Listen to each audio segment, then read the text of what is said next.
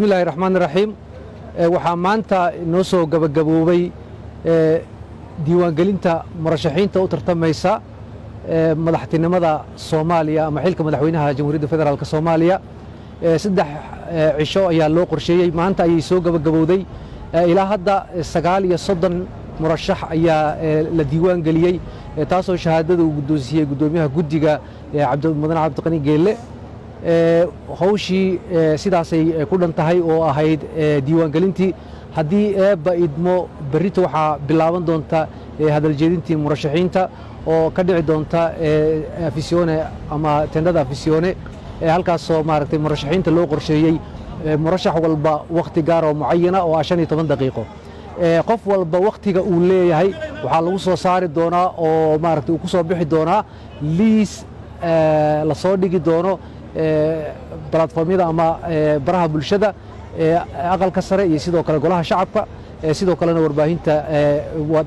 waad ka arki karaysaan marka qof walba waa inuu waqtigaas ilaaliyaa waqtiga uu ku qoran yahay ayaa maaragtay aad muhiim u ah oo qof kasta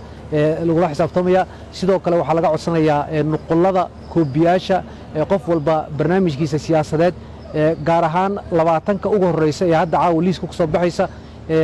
waxaa laga doonayaa inay caawa soo gudbiyaan dhammaantoodba waraaqadahaas qofkii aan caawa ilaa iyo shaqaaluhu waxay joogayaan 9ka ciddii aan soo gudbinin oo horeyna aan u soo gudbin haddana aan soo gudbin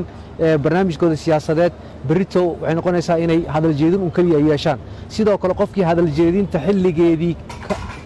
ka daaha dib looguma dhigayo sidaa darteed qof walba ama murashax walba waxaa lagu adkaynayaa inay waqtiga adkeeyaan